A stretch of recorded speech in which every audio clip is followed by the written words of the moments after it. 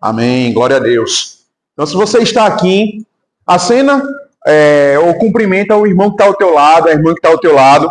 Diz assim, como é bom tê-lo ou tê-la aqui conosco. Amém, glória a Deus. Aleluia. Então, como foi apresentado, o nome da nossa disciplina hoje se chama O Culto da Sua Igreja.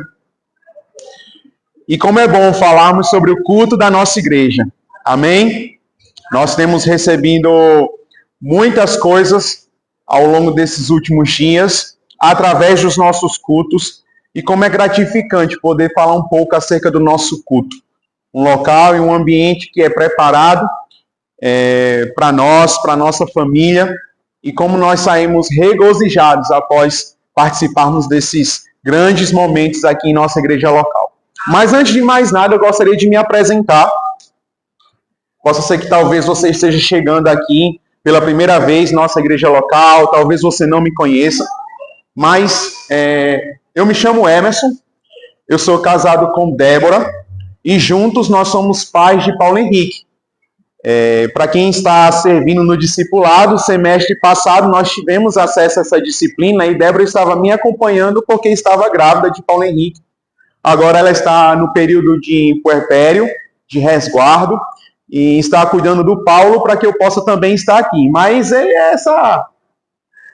esse pacotinho de amor, como a gente intitula, é muito gratificante sermos pais de Paulo Henrique, porque nós sabemos que a geração dele será ainda mais forte e continuará carregando esta palavra, a palavra da fé que tanto professamos. Amém? Então, juntos, tanto eu como a Débora, nós somos professores e lideramos a Secretaria de Missões em nossa igreja local. Além disso, eu, Emerson, sirvo no Departamento de Trânsito e atuo como um dos professores aqui em nosso discipulado, justamente dessa matéria, o culto da sua igreja. Mas, afinal de contas, o que é igreja? O mundo ele tem uma visão sobre o que é igreja, mas nós aqui temos uma outra visão, uma visão mais repaginada, mais atualizada, mais estabelecida na palavra do que é igreja. E se eu for entregar o microfone a cada um de vocês, por mais novo que você seja, ou por mais maduro que você também seja, você vai me trazer uma definição do que é igreja. E talvez a minha definição não seja a sua. Mas as nossas definições, talvez elas venham a se complementarem. Amém? Porém, a palavra de Deus, ela tem um cuidado com relação a isso, no que diz respeito a ser igreja. E nesta manhã nós estaremos nos aprofundando para que você saia daqui mais forte, mais firme, mais estabelecido na palavra do que é ser igreja. Será que igreja diz respeito apenas a um templo físico construído por mãos humanas? Não necessariamente. Pelo contrário, a Bíblia ela é bem enfática no que diz respeito a ser igreja e traz como sinônimo de igreja, corpo de Cristo. No grego clássico, a palavra igreja é denominada como eclésia e significa reunião de cidadãos chamados para fora de seus lares para algum lugar público, assembleia, no qual poderiam debater sobre diversos assuntos. Então, no período da Grécia Antiga, os cidadãos gregos, ou intitulado como grego, eles se reuniam e quando essas reuniões eram de caráter ou tinham o caráter popular, eles chamavam de eclésia. Repita comigo, eclésia. Porque nas eclésias, ou seja, nas reuniões comunitárias ou nas reuniões populares, eles determinavam, eles dirigiam como seriam as legislações, como aquela população iria se portar com relação à religião, o que poderia ser tratado de caráter social, de benefício ou de benefícios para aquela população, para aquela sociedade. Então, tudo isso era tratado nas eclésias, nas assembleias. É interessante que se a gente pular, não é? Da Grécia Antiga para a Roma Antiga, os romanos também tinham um pouco dessa tradição. Quando eles conquistavam determinados povos, determinados territórios, eles não chegavam impondo as suas regras, as suas leis, os seus costumes. Eles convocavam aquele povo conquistado nas reuniões, ou nas regiões conquistadas, e aí eles apresentavam um pouco do que era ser cidadão romano. E é bem interessante porque quando a gente estuda um pouco, quando a gente se aprofunda no que diz respeito a ser igreja, ou eclésia, como o próprio termo em grego afirma, o termo igreja, ele denomina-se basicamente como os chamados para fora. Então, eclésia também traz essa conotação, traz esse conceito dos chamados para fora. E é aqui que a gente baseia, é aqui que a gente ancora o nosso barco. Porque talvez as outras definições sejam mais comuns, sejam históricas, mas nós somos de fato chamados para fora. Aí você para e me pergunta, mas Emerson, chamado para fora em que sentido? Chamados para onde? Chamados para fora deste mundo. Porque embora estejamos localizados no mundo, embora estejamos vivendo no mundo, nós não fazemos parte do sistema do mundo. Então nós somos convidados, nós somos convocados, nós somos chamados para fora deste mundo.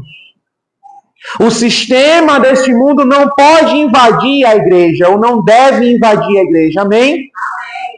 Afinal de contas, nós somos convocados para fora. Então, tudo aquilo que você fazia no mundo, todas as suas tradições, todos os seus costumes, eles precisam parar quando você se tornar igreja, ou quando você se torna igreja. Eles precisam ser deixados de lado quando você decide ser corpo de Cristo, a partir do novo nascimento. Amém?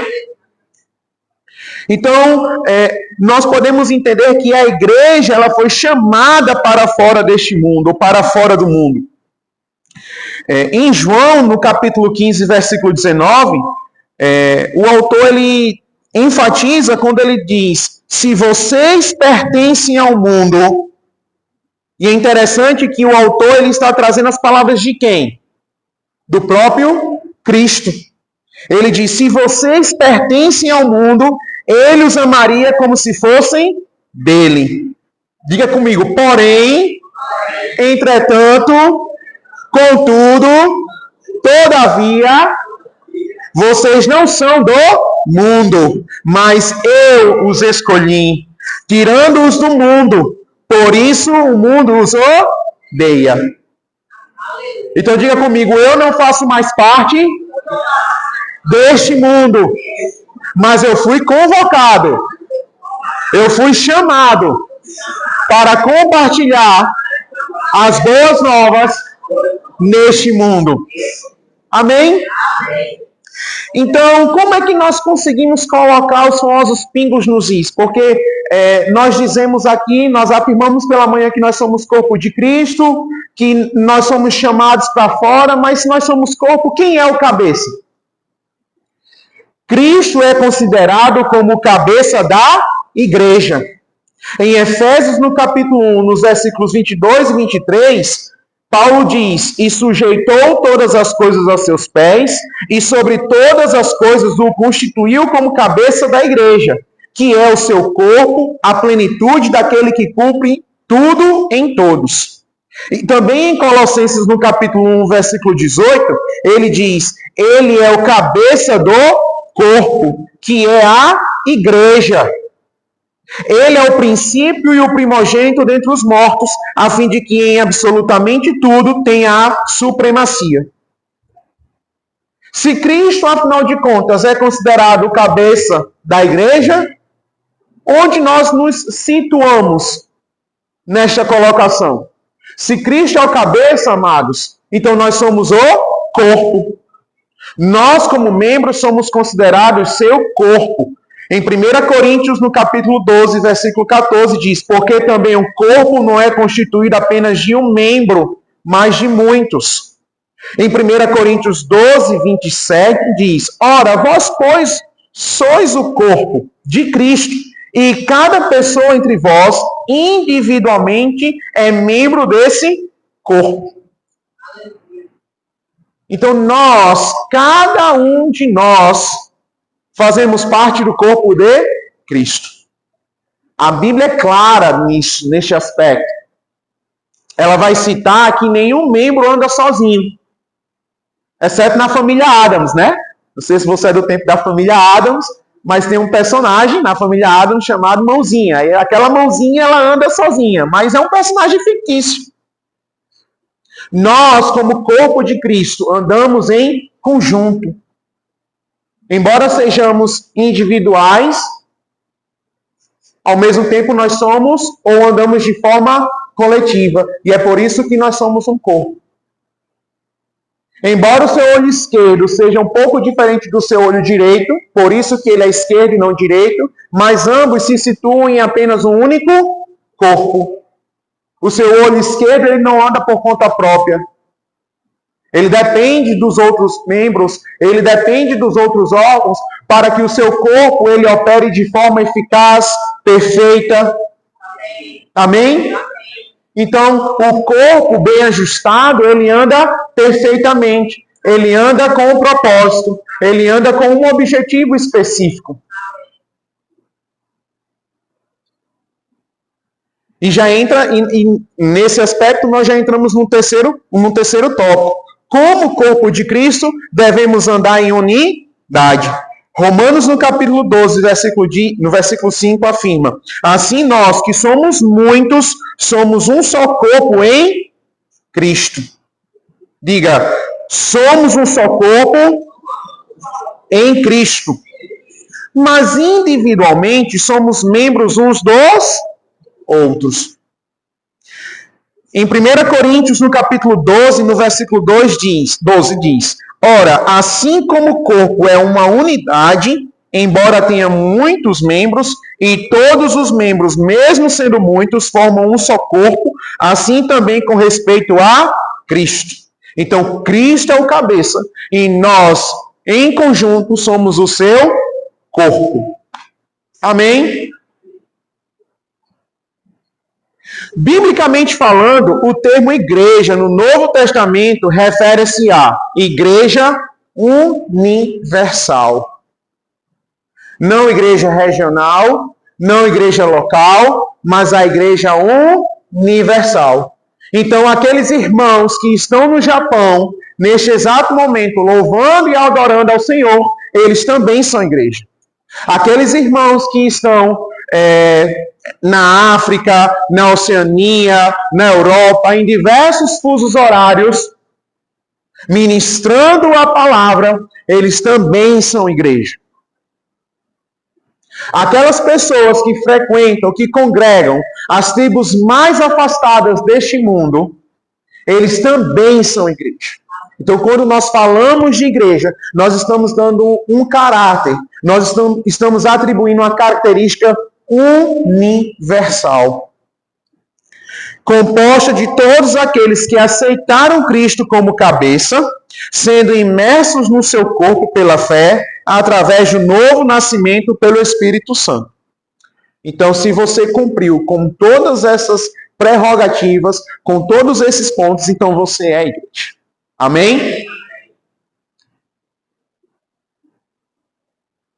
Mas nesta manhã eu gostaria de trazer aqui uma certa relação entre igreja, comunidade e igreja, espaço físico. Ao longo dos séculos, não é?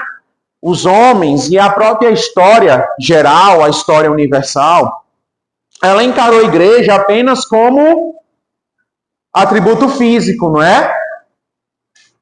As pessoas, elas, ao longo das eras, ao longo das idades, Idade Média, Idade Moderna, elas encararam por muitos anos a igreja apenas como espaço físico. Então eu pergunto a você nesta manhã, a igreja é somente espaço físico? Não. Diga comigo, eu sou igreja. Eu sou igreja. Então este organismo vivo, composto pelos filhos e pelas filhas, não é? Por filhos de Deus. Estes são considerados igreja. E a gente até traz uma definição, não é? Um certo cuidado quando nós vamos abordar igreja tempo físico e igreja como comunidade. A igreja, enquanto espaço físico, ela leva como escrita o I minúsculo. Mas igreja, encarada como comunidade, encarada como corpo de Cristo, o I é maiúsculo. Porque é próprio, é particular, é algo que pertence a mim e a você. Se este espaço físico não estivesse aqui, nós ainda seríamos igreja. Se em determinados momentos os governos nos perseguissem e isso fizesse com que nós tivéssemos que nos congregar em espaços subterrâneos, ou seja, embaixo da terra, como alguns membros do corpo de Cristo ainda congregam, ainda assim seríamos encarados como igreja. É interessante que muitas filosofias elas se levantaram ao longo dos séculos para tentar derrubar a igreja. Mas estas filosofias elas passaram. A igreja permanece de pé. Muitos governos ao longo das eras, ao longo dos anos, ao longo das décadas, dos séculos, se levantaram para derrubar a igreja. Estes governos passaram. A igreja permanece de pé. Nós ainda estamos escrevendo o livro de Atos. Nós somos estes escritores. Amém? A igreja permanece de pé. A perseguição não parou a igreja. Os problemas não pararam a igreja. Pelo contrário, a igreja é solução. A igreja é resposta para esse mundo. É resposta para esse governo. É resposta para aqueles que os perseguem. A igreja sempre será a resposta. Porque Cristo é o cabeça da igreja. E quando eu falo de igreja, eu não falo de templo físico. Eu falo de organismo vivo. Eu falo de mim, mas também falo de você. Eu falo de nós. O termo aqui em questão, o pronome em questão é no plural. Somos nós. Amém? Porém, a igreja enquanto espaço físico, a igreja local enquanto espaço físico, é um ambiente em que, então se você está tomando nota, não é? Você poderá escrever a partir de agora. Então, a igreja enquanto espaço físico, a igreja local enquanto espaço físico, é um ambiente em que muitas vezes o cristão nasce. Por que eu falo muitas vezes? Porque às vezes nós podemos também nascer de novo em campanhas evangelísticas, num sinal, não é? Quantos aqui foram alcançados fora da igreja? Olha só, não é? Às vezes um colega de trabalho, um amigo, uma amiga, compartilha do evangelho e ali a gente aceita Cristo como único e verdadeiro Salvador. Então a igreja, como templo físico, muitas vezes é o espaço onde as pessoas nascem, mas não necessariamente só nascem. Amém? Elas podem nascer lá fora. Porém, a igreja local é onde essas pessoas que nasceram de novo, elas se desenvolvem. Amém? Então é aqui onde nós nos desenvolvemos. Mas também aqui é o local no qual nós somos treinados, nós somos tratados, nós somos disciplinados, nós somos inspirados. Amém? É aqui em que nós nos expomos à palavra de Deus também. E nós temos o nosso caráter moldado à luz dessa palavra. A igreja local é considerado como o centro da vida cristã pública. Então, se você é cristão, provavelmente você frequenta uma igreja. Ok? As reuniões nas quais nós louvamos, oramos e recebemos a palavra de Deus são intituladas como cultos. São nos cultos que nós desfrutamos da comunhão com os nossos irmãos. Foi onde aqui você também tomou o seu café. Amém? Quantos aqui tomaram café nesta manhã? Olha só. Onde é que isso foi ofertado? Onde é que isso foi distribuído? Aqui, em nossa igreja. Durante o nosso culto. Então, olha quantos benefícios são atribuídos a você enquanto cristão quando você vem e participa, quando você vem e se envolve, quando você vem e dedica o teu coração. A Bíblia fala em Hebreus, no capítulo 10, versículo 25, que não deixemos de congregar-nos. Se o autor diz não deixemos de congregar-nos, é porque alguns têm deixado. Alguns têm deixado de lado o fato de congregar. Mas a palavra de Deus é enfática quando diz não deixemos de congregar-nos, como é de costume de alguns. Antes façamos as demonstrações e tantos mais quando vedes que o dia se aproxima. Não se esqueça, apesar de nos reunirmos em um templo físico, intitulado como igreja, a ênfase dada à expressão igreja diz respeito ao corpo de Cristo, ou seja, a nós como organismo espiritual vivo, formado pelos filhos de Deus. Então aqui eu trouxe algumas definições, né? Eu já havia citado, mas se você está tomando nota, a igreja é o local a igreja local é o centro, é o local, é o espaço da vida cristã pública, é um ambiente na qual somos tratados, disciplinados e inspirados. Logo, as reuniões nas quais louvamos, oramos e recebemos a palavra de Deus são chamadas de cultos. Amém? Nós vamos tratar agora um pouco sobre a unção coletiva. Abre comigo a tua Bíblia em Efésios, no capítulo 2.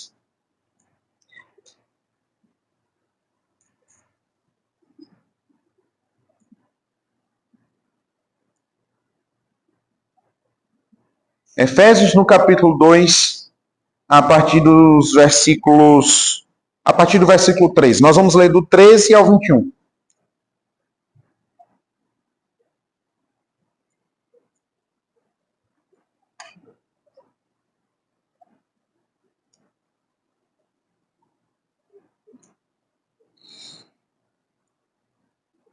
Todos conseguiram abrir?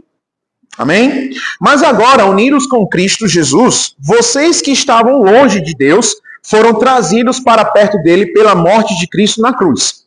Pois foi Cristo quem nos trouxe a paz, tornando os judeus e os não-judeus um só povo. Por meio do sacrifício do seu corpo, ele derrubou o muro da inimizade que separava os judeus dos não-judeus. Ele acabou com a lei, juntamente com os seus mandamentos e regulamentos. E dos dois povos formou um só povo, novo e unido com ele. Foi assim que ele trouxe a paz. Pela sua morte na cruz, Cristo destruiu a inimizade que havia entre os dois povos.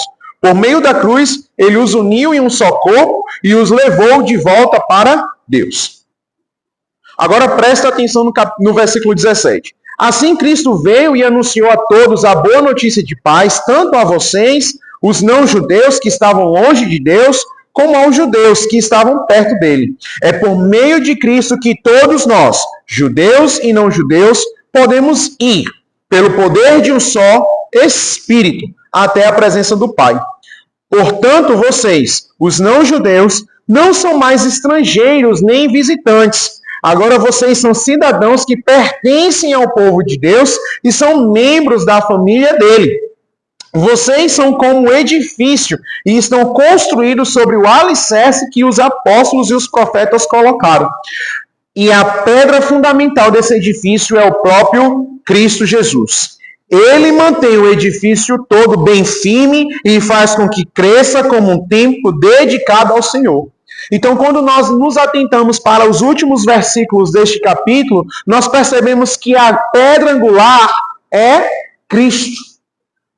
Nas construções romanas, naqueles aquedutos romanos, antes deles serem construídos, era estabelecida uma pedra angular para que essa pedra angular servisse como sustentáculo para os aquedutos.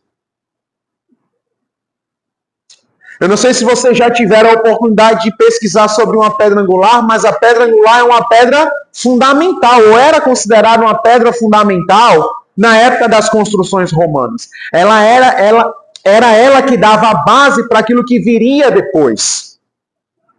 Por isso que o autor diz no capítulo 2 que Cristo é a nossa pedra, é a pedra angular, é a pedra fundamental desse edifício. E que edifício é esse? A igreja. Mas não a igreja como templo físico, e sim a igreja como organismo. Amém? Cristo é o nosso cabeça, Ele é a pedra angular. Olha só no versículo 20. Vocês são como edifício e estão construídos sobre o alicerce que os apóstolos e os profetas colocaram. E a pedra fundamental desse edifício é o próprio Cristo Jesus. É Ele que mantém o edifício todo bem firme e faz com que cresça como um templo dedicado ao Senhor. É importante que estejamos juntos, é de fundamental importância que estejamos juntos. Mas não somente que estejamos juntos, mas que nós possamos crescer e amadurecer. Este é o propósito da igreja. Que não sejamos eternamente como meninos que buscam o leite materno, mas que possamos amadurecer continuamente. E daí o propósito de você estar estabelecido em uma igreja local. Existe uma unção que é depositada sobre a sua vida de caráter individual? É sim. Existe sim essa unção, é um tipo. Mas existe uma unção que ela vem a ser desfrutada, ou ela virá a ser desfrutada quando nós estamos reunidos. E o nome dessa unção, o tipo dessa unção se chama unção coletiva. A unção coletiva ela é ativada apenas quando nós estamos reunidos. Porque não faz sentido ela ser chamada coletiva quando você está querendo operar por conta própria. Quando você quer andar de forma individual. Amém? Na carta de Paulo aos Efésios, percebemos que o apóstolo ele enfatiza as características da igreja de Cristo. Nesse capítulo, ele fala um pouco sobre o aspecto da unidade do corpo. E como igreja, devemos buscar viver isso na coletividade. Há um poder quando estamos em comunhão. Há um poder quando decidimos estar juntos. É por isso que nós não aconselhamos, nós orientamos vocês a apenas viverem exclusivamente através do modo online. Nós somos gratos pelas ferramentas digitais. Nós louvamos a Deus porque hoje cada vez mais temos acesso a aparelhos eletrônicos, a ferramentas digitais, porque nós entendemos que é um meio de compartilharmos as boas novas do Evangelho, independente da nossa localidade. Então, quem está nos acompanhando pode estar no Japão, pode estar na África do Sul, pode estar na França, ele terá acesso a essa palavra. Mas sabe, queridos, existe algo que pode vir a ser desfrutado quando nós estamos juntos, quando estamos reunidos coletivamente, de forma presencial. E o nome disso se chama unção coletiva. Existe um ditado, na verdade é um ditado popular, mas é baseado num provérbio africano que diz... se você quiser ir rápido, vá sozinho. Mas se quiser ir longe, vá em grupo. É bem certo que você sozinho, você ainda fará algumas coisas. Talvez você consiga fazer uma coisa ou outra. Mas quando nós estamos juntos, quando nós estamos unidos, quando estamos reunidos, amados e amadas, nós conseguimos fazer coisas extraordinárias. Na última aula eu falei um pouco sobre o macarrão, mas dessa vez eu gostaria de citar a pipoca. Quantos aqui comem ou gostam de comer pipoca? Amém, glória a Deus. A gente, quando vai ao cinema, a gente come pipoca. Como lanche da tarde, nós decidimos colocar muitas vezes pipoca para as nossas crianças, para os nossos sobrinhos e filhos. Mas o fato é que quando você vai para a cozinha e que você liga o fogo, você não coloca apenas um milho de pipoca, é verdade?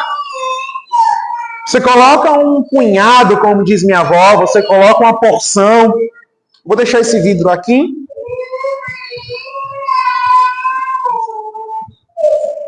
Mas por que você coloca um punhado? Porque um milho de pipoca não vai te satisfazer. Embora estourem, dependendo da qualidade do milho, mas ele não vai te satisfazer. Ele não vai atingir o propósito para o qual foi criado de forma completa. Então é por isso que nós colocamos um punhado, nós colocamos uma porção. Amém? Assim é a igreja. Assim é a unção coletiva, quando desfrutada de forma conjunta, coletiva. Amém? Existe algo que eu irei fazer, existe algo que você irá fazer, mas juntos nós podemos somar para o reino. Nós podemos fazer coisas maiores, nós podemos fazer as coisas de forma melhor. Amém? Há um poder quando nós servimos juntos e somos tocados pela unção coletivamente. Precisamos nos tornar cristãos equilibrados, onde devemos buscar a comunhão com Deus de forma individual. E isso é lícito.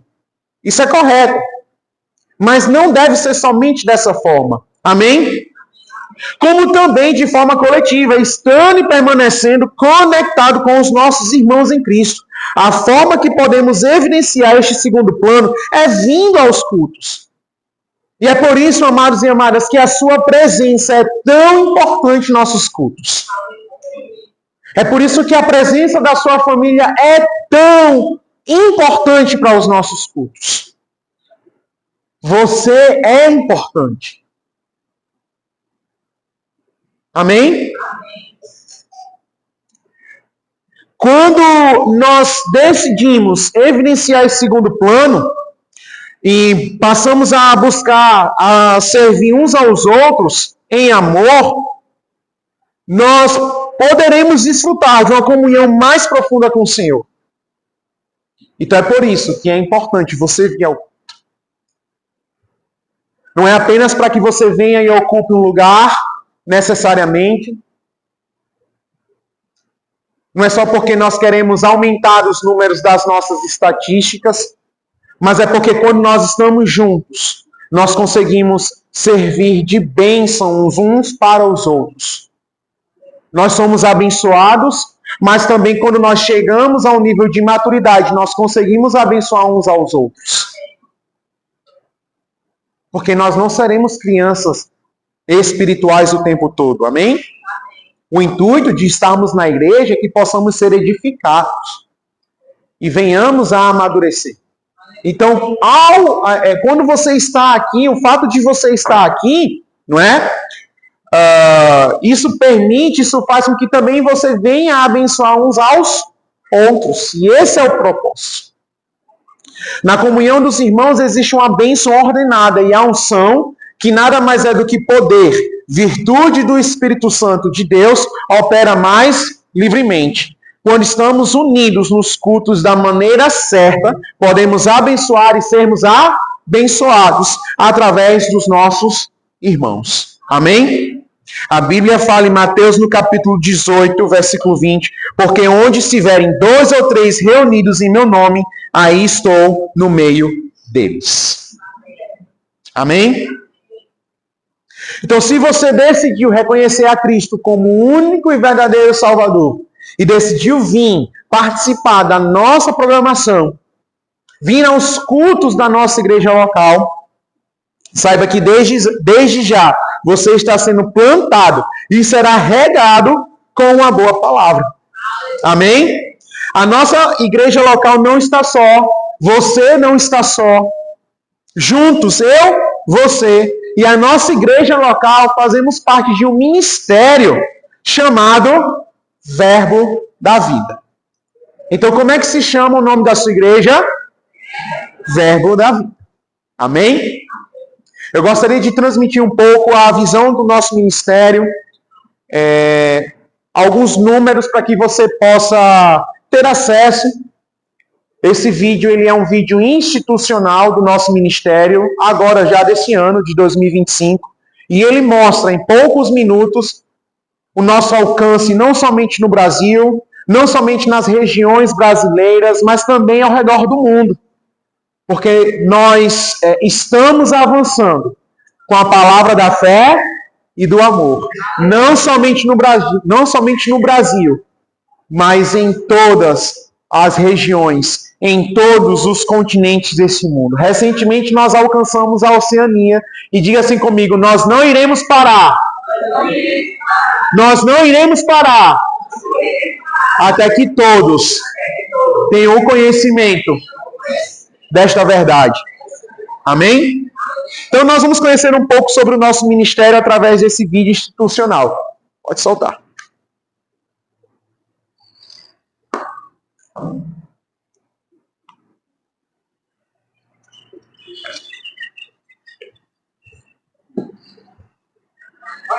Tem que ser ensinado. Precisamos nos fortalecer na fé. Você precisa ficar firme na fé.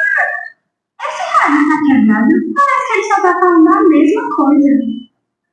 Não, minha filha. Pelo contrário. Isso é um sinal que nós estamos muito bem sintonizados. E muito bem sintonizados desde 1983, quando os nossos amados Pastor Bud e Mama Jane receberam uma direção específica de trazer a palavra da fé ao Brasil.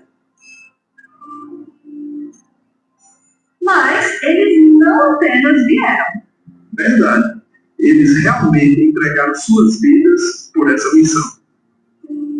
Nordeste.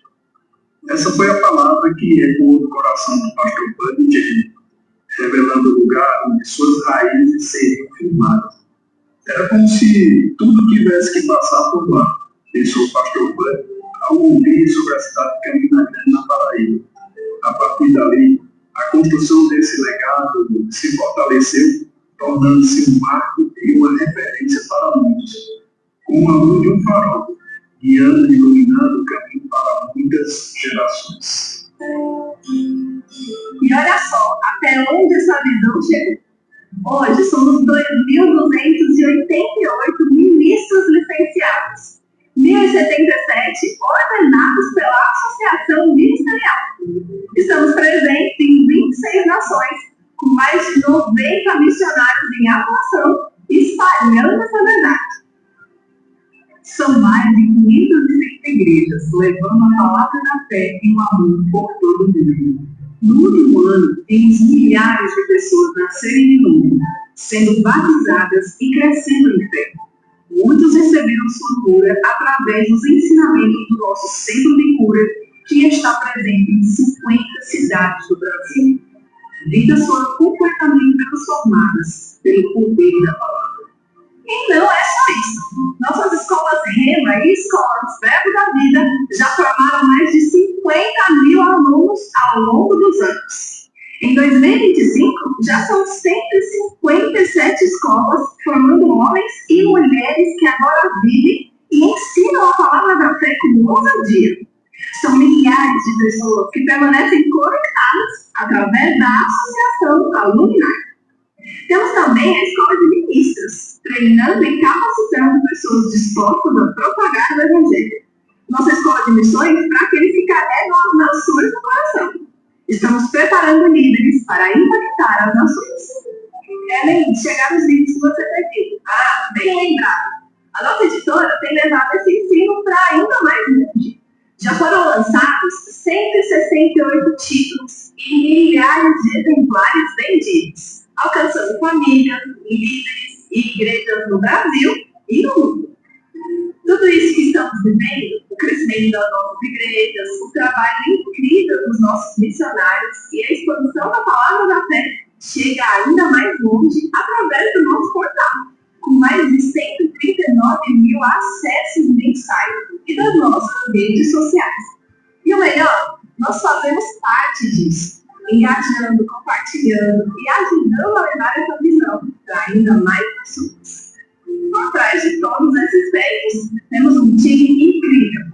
São mais de 230 colaboradores trabalhando com excelência para que a visão continue avançando. E sempre com alegria. Se não for com alegria, não é verbo da vida.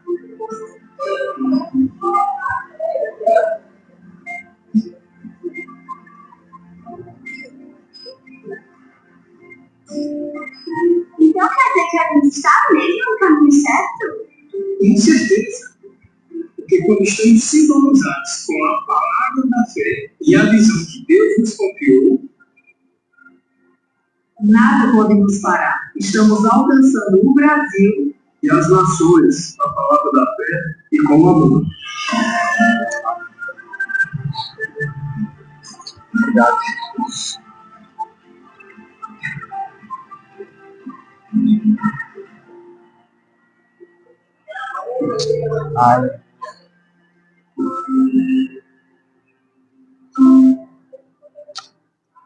Aleluia. Amém. Vale ou não vale a pena essa igreja, amados? Vale. Eu gostaria de abrir um parêntese. Eu vou fugir um pouco do script, viu, Iana? Mas será a primeira vez que eu irei testemunhar sobre isso. Para quem me conhece, desde muito cedo eu faço parte do Ministério Verbo da Vida. Eu cheguei aqui juntamente com a minha mãe e minha irmã em 2007. E lá se vão quase 20 anos de Ministério Verbo da Vida, crescendo e se fortalecendo à luz da palavra. Porém, ano passado, quando voltei para a escola, eu, como professor, não é, as crianças e os adolescentes eles chegam muito animados, empolgados ali para o começo de ano letivo. Eu estava muito cansado, eu estava muito sobrecarregado. Na verdade, eu estava com sobrepeso. E eu chegava muito fadigado em casa, narrando, relatando para minha esposa, até que eu decidi mudar em março. Eu disse, amor, eu estou pensando em mudar um pouco essa minha alimentação, voltar à prática de exercício físico, o que você acha? Eu disse, não, eu topo, na hora que você precisar, eu estou aqui à sua disposição. E juntos, né, eu agendei um nutricionista, comecei a frequentar alguns treinos na academia próximo à escola, e aí eu comecei a conciliar o trabalho com a prática de exercício físico. Pronto, é isso que eu queria dizer. Só que ao longo dos meses, né, os meses foram se passando e eu comecei a perceber um crescimento exponencial de uma massa aqui nesse braço esquerdo que não havia no direito. E eu, na minha ignorância, né, disse, é porque eu estou ficando saradão, bombadão, né, como diz, né, como a gente fala, mas não era. Era estranho o crescimento, porque era mais sólido, era mais palpável de um lado do que do outro, e, para resumir, quando foi em dezembro, eu comecei a frequentar alguns médicos até que eu descobri um câncer. Era um câncer, e entre um tratamento e outro, a gente começou a frequentar, né, determinados locais que aparentemente não eram tão bem-vindos, não eram tão bem quistos por nós, porque, vejam só, eu estava procurando me alimentar melhor e praticar exercício, e de repente essa informação, né, chegou num período em que a gente não estava tão a fim de receber, porque foi no mesmo período em que nós recebemos a notícia de que minha esposa estava grávida. Ela havia, no meio do ano, passado por uma perda gestacional, ela ia conosco na Missão Bolívia, não foi por conta dessa situação, mas decidiu me apoiar enquanto líder e grupo da nossa viagem. E aí, quando foi em dezembro, ela também recebeu a notícia de que seria mãe. Então, imagina aí, você recebendo duas notícias aparentemente opostas no mesmo período. Mas eu vou dizer a vocês, irmãos, sabe o que me fez descansar em meio a esses mares turbulentos? A palavra ministrada aqui. O que me fez ficar de pé e não desistir de tudo aquilo que Deus tem para a vida, não só minha, mas da minha família, de criar aquela motivação diária para ver meu bebê nos braços, meu filho, nosso filho nos braços, foi a palavra ministrada aqui.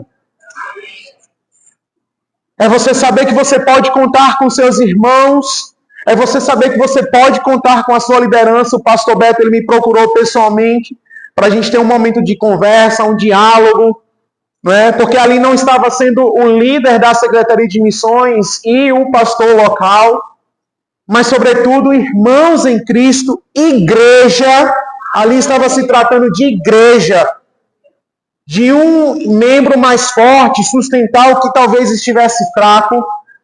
E esse é o propósito de estarmos aqui. Então eu vi Deus cuidando da minha vida nos mínimos detalhes. E para a honra e glória do Senhor, todos os médicos no qual eu me submeto a ir, Porque sim, nós cremos na palavra, nós cremos na verdade, nós cremos naquilo que talvez Isaías, não é? Talvez não, naquilo que Isaías, mas existem outros versículos que falam sobre cura divina, a gente destaca Isaías porque talvez seja o mais conhecido, mas aquilo que está descrito em Isaías 53 diz: embora eu cresça em tudo isso, eu também me submeto à medicina, para que a medicina também veja o poder e a manifestação do agir de Deus em nossas vidas, como igreja. E graças ao bom Deus, graças ao Senhor, todos os médicos no qual eu vou, todos os exames que eu realizo, eles têm dado positivo. Mas positivo em que aspecto? Não há nada. Não há nada no seu corpo. Você pode viver tranquilamente, você pode continuar a correr, você pode voltar para a sua prática de exercício diário, você pode voltar a dar aula, porque não há nada. Não há nada no seu braço. O que há, na verdade, é uma cicatriz. Mas a cicatriz que revela o agir de Deus em minha vida. Então, vocês estão percebendo o quanto que é importante você estar estabelecido em uma igreja? O quanto que é de fundamental importância você vir aos cultos? Amados, quando o diabo ele quis pintar um quadro, eu rapidamente soube repreender, porque existia um fundamento. Mas esse fundamento só existiu, ou só existe, porque nós, no caso eu, mas nós, diariamente, reclinamos os nossos ouvidos para receber a boa palavra. E isso é feito aqui, em nossos cultos. Ou pode ser feito em nossos cultos. Sabe que nesse período, o diabo ele quis bagunçar mesmo com a minha vida. Eu fiz essa cirurgia no período do carnaval. E estava eu e minha esposa em casa. Eu estava lendo, inclusive, um livro do Kenneth Hagin chamado Pleiteie a Sua Causa, onde o autor incentiva, estimula você a lembrar daquilo que Deus prometeu a você, mas não que Deus fosse esquecido. Ele sabe do que ele prometeu a você, mas para que você trouxesse à tona a sua memória, para que você evidenciasse por meio da sua palavra a autoridade que está disponível sobre você, aquilo que ele te prometeu. E eu estava lendo, empolgado, animado com aquela leitura, compartilhando com Débora, realizando estudos bíblicos. E aí a gente, em um determinado momento, decidiu assistir uma série comum, uma série dessas plataformas que existem. E quando a gente ligou na série, a série tratava de uma personagem que havia recebido um histórico, um diagnóstico, e que tinha recebido muitos seguidores porque ela havia exposto esse diagnóstico nas redes sociais, mas depois ela percebeu que esse diagnóstico não era verdadeiro, ele era falso, mas mesmo assim ela manteve para ganhar mais pessoas, né, seguidores em sua rede social, enfim. E aí a série começou a abordar os casos de pessoas que começaram a se identificar com ela, com o caso dela, e uma delas, eu fiquei dizendo, rapaz, o diabo, ele é o diabo mesmo, viu? Porque essa personagem, ela começou a dizer que tinha um câncer, e esse câncer era no braço, e a grande discussão entre ela, os pais e a medicina, no caso os médicos, era para saber se não existia um tratamento que evitasse ela amputar o braço. Então olha a estratégia de Satanás para alcançar a minha vida. Ele quis levantar a discussão sobre um possível amputamento de braço. Ele disse, desliga isso agora, Débora. Vamos desligar isso agora, porque eu vou ter os meus braços para receber o meu filho. Na verdade, a gente até declarava nem o meu filho, os nossos filhos. E tá aqui, ó. A dúvida do médico era para saber se eu ia perder parte da movimentação do braço. Ele não me revelou, ele disse a Débora, mas tá aqui, ó, o meu braço. Então isso serve como estímulo, isso serve como testemunho para que você venha aos cultos e não somente venha por vir, mas venha dedicado, inspirado a receber mais de Deus. Porque o grande problema é que nos últimos dias muitas pessoas, muitos homens e mulheres têm encarado vir à igreja local, vir aos cultos apenas como atos litúrgicos. vir por vir e não se fazer presente, estar aqui apenas de corpo presente.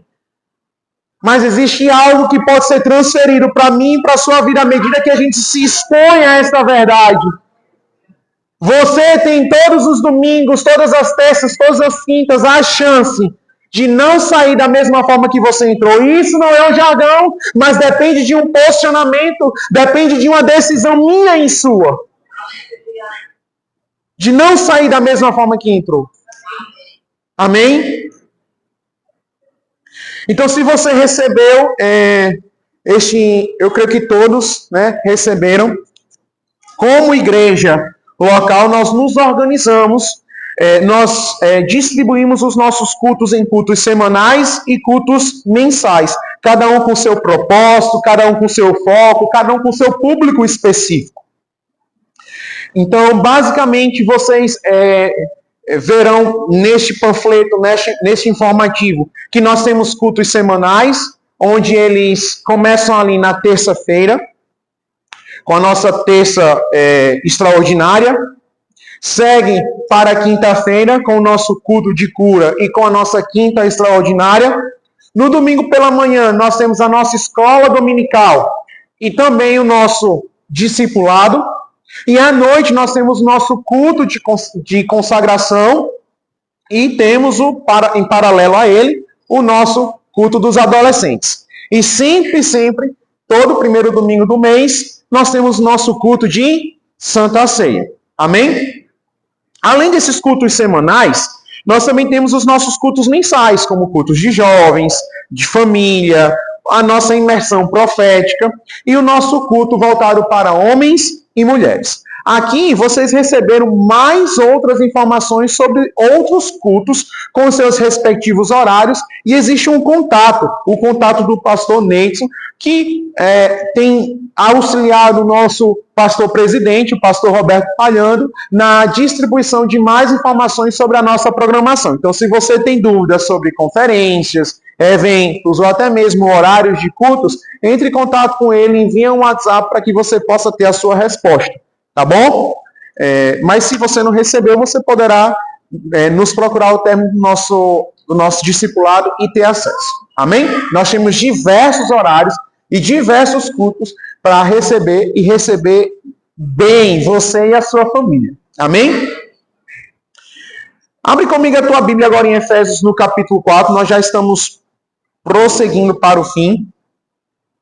Efésios no capítulo 4. Paulo agora fala sobre a igreja como corpo de Cristo, mas ele vai falar de forma específica sobre a organização ministerial dessa igreja. No capítulo 4, no versículo 8, o autor diz: como dizem as Escrituras Sagradas, quando ele subiu aos lugares mais altos, levou consigo muitos prisioneiros e deu dons às pessoas. Ou concedeu dons aos homens. A Bíblia declara que quando Jesus ressuscitou, ele levou o cativo ao cativeiro e distribuiu, concedeu dons aos homens, para que estes homens, uma vez recebendo estes dons, desse continuidade àquilo que uma vez ele havia começado. Amém? Para que estes homens continuassem a obra no qual ele havia iniciado nesta terra. Hoje a Igreja de Cristo possui uma missão bem definida. Então, qual é o nosso papel nesta terra? É de fazer com que a mensagem do Evangelho seja propagada apenas em Natal.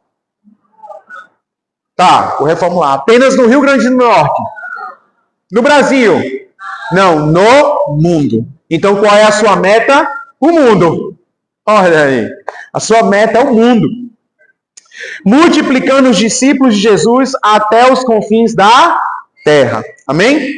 Logo podemos concluir que a estrutura ministerial estabelecida por Deus visa praticar esta missão, uma vez que ao serem delegados aos membros do corpo de Cristo, nós venhamos a sermos aperfeiçoados, que nós venhamos a desempenhar o nosso serviço cristão e sejamos, paralelo a estas coisas, edificados em amor como corpo de Cristo. Vamos ver isso na prática. Abre comigo lá a sua Bíblia no capítulo... Quer dizer, você já tem aberto a sua Bíblia, vai para os versículos 11 e 12 de Efésios, no capítulo 4. Amém? Foi ele que deu os dons às pessoas. Ele escolheu alguns para serem apóstolos, outros para profetas, outros para evangelistas e ainda outros para pastores e mestres da igreja. Ele fez isso para preparar o povo de Deus para o serviço cristão, a fim de construir o corpo de Cristo. Então nós vemos essas três prerrogativas, o de sermos edificados, né? Quer dizer, aperfeiçoados, nós desempenhamos o nosso serviço cristão e sermos edificados em amor como corpo de Cristo nesses dois versículos. Passa para mim o próximo slide. Então, estes versículos de Efésios no capítulo 4, versículos 11 e 12, ele vai distribuir um pouco sobre os ministérios no qual nós citamos anteriormente, a organização ministerial, né? Então, alguns serão convocados, serão chamados por Deus para serem mestres, outros para serem pastores, evangelistas, profetas e apóstolos. Mas o autor, ele enfatiza bastante. Alguns, outros, alguns, outros, alguns, outros. Ou seja, toda a igreja não será mestre, toda a igreja não será evangelista, toda a igreja não será pastor, toda a igreja não será apóstolo. Alguns foram chamados para tais funções, tais cargos, tais dons. E o que nós faremos com os outros que não foram convocados para o ministério quintuplo? A estes serão encaixados, a estes serão convocados, a estes serão nomeados para o ministério de socorros. Agora me diga uma coisa, olha para essa imagem aqui, um dedo é mais importante que outro? Tira o polegar para ver se você consegue mexer perfeitamente a sua mão. Você não consegue, a própria medicina já evidenciou isso. Tira a sua mão e vê se o seu corpo funciona perfeitamente. A própria medicina já afirma sobre isso. Então não existe o dedo mais importante que outro, não existe uma função mais importante que a outra. Todas se complementam, todas se completam, todas fazem parte do corpo de Cristo. Então aqui, pessoal, ninguém é mais importante ou ninguém recebe mais destaque do que outros. E eu não estou falando de honra, eu estou falando de funcionalidade. Amém? É válido você honrar o teu líder, é válido você honrar o teu pastor, nada contra, eu honro mesmo, juntamente com minha esposa também, assim como você. Mas para Cristo, na ótica da organização ministerial, o mestre não é maior que o pastor, o evangelista não é maior do que aqueles que atuam no ministério de socorros. Todos devem correr as suas respectivas carreiras conforme aquilo que Deus os convocou. Amém? Então a sua funcionalidade no corpo de Cristo, ela é independente, ou ela deve ser independente da titularidade, do seu título. Amém? Porque assim como nós encontramos pastores fiéis, mestres fiéis, aquilo que Deus os convocou, nós também encontramos ministros de louvores fiéis, diáconos fiéis, aquilo que Deus os colocou, aonde Deus os estabeleceu e aquilo que Ele os convocou para suas respectivas mãos. Amém? Amém ou é de mim? Amém. Então todos nós somos importantes. Todos nós completamos aquilo que Deus estabeleceu como boa obra em nossas mãos. Ou nós realizamos, nós buscamos promover essa boa obra. Amém? Então, de forma específica, abre lá em 1 Coríntios, no capítulo 12, 28. O ministério de socorros é citado. E pôs uns Deus na igreja, primeiramente apóstolos, em segundo lugar profetas, em terceiro doutores, depois milagres, depois dons de curar, socorros, governos, variedades de línguas. Então todos são importantes. Amém? Toda função desempenhada na igreja local é importante. Desde aquele que te recebe no trânsito, aquele que ministra o louvor, passando por aquele que ministra a palavra, aquela pessoa que cuida do teu filho, do teu sobrinho. Todos são importantes. Vocês se lembram da pipoca? Existe pipoca melhor, maior? Existe um milho melhor, maior do que outro? Não. Todos são iguais. E por isso todos vão para o mesmo, né? Todos caminham com o mesmo propósito. Amém? O milho sim, vai para todo lugar, né? Então, de forma específica, o Ministério de Socorros trata-se de um dom divino concedido por Jesus Cristo, no qual inclui todo o trabalho que é feito ao redor do Ministério Quintuplo para fazê-lo mais efetivo. Então, todos esses dons, eles suportam, não é? Eles sustentam uns aos outros. A palavra grega traduzida por socorros é antilepsis e significa auxiliar, ajudar. Dessa forma, o Ministério de Socorros é diga comigo, toda atividade feita pelos santos em submissão ao pastor da igreja local para cumprir a visão de Deus para a igreja e esta igreja sendo encarada como o corpo de Cristo. Amém? Alguns exemplos que nós podemos encontrar como atividades exercidas pelo Ministério de Socorro são música, secretaria, diaconato, conselheiros, Ministério de Crianças, entre outros. Aqui em nossa igreja, nós distribuímos estas funcionalidades em departamentos. Então, vocês encontrarão o departamento de diaconato, o departamento de trânsito, o departamento de música, de louvor, a igreja de criança, que em outras igrejas são encarado como departamento infantil. Amém? Então, aqui são alguns exemplos. E aí, nós percebemos a prática desse Ministério de Socorros por meio dos nossos cultos. Então, ao chegar na igreja local, você verá alguns grupos de pessoas atuando para o bom funcionamento do culto. Eu havia citado o departamento de trânsito. Então, desde muito cedo, o departamento de trânsito estará disponível para te receber, para receber o teu carro, para receber a tua moto, e assim você ir tranquilamente para o culto. Se você tem alguma criança, se você tem um filho, um sobrinho, está trazendo um convidado, você poderá deixá-lo ou deixá-la no departamento infantil. Na verdade, na igreja de criança, como nós intitulamos aqui.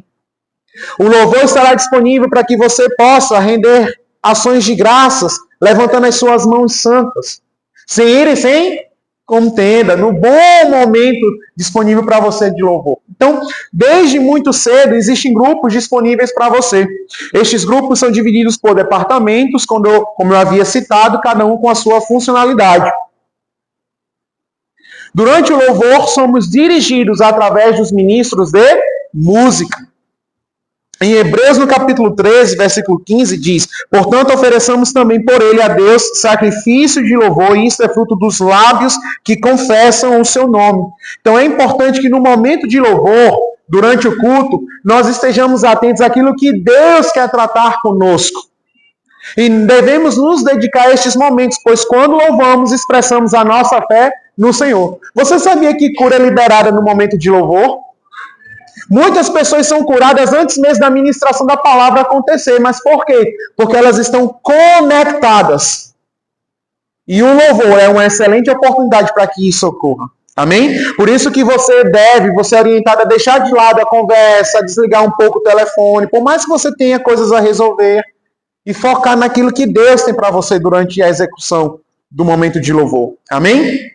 É válido ressaltar a importância de receber a mensagem, entendendo que a fé é adquirida pelo ouvir a palavra de Deus e que, como consequência, precisamos nos tornar operosos praticantes daquilo que nos é ensinado à luz da palavra.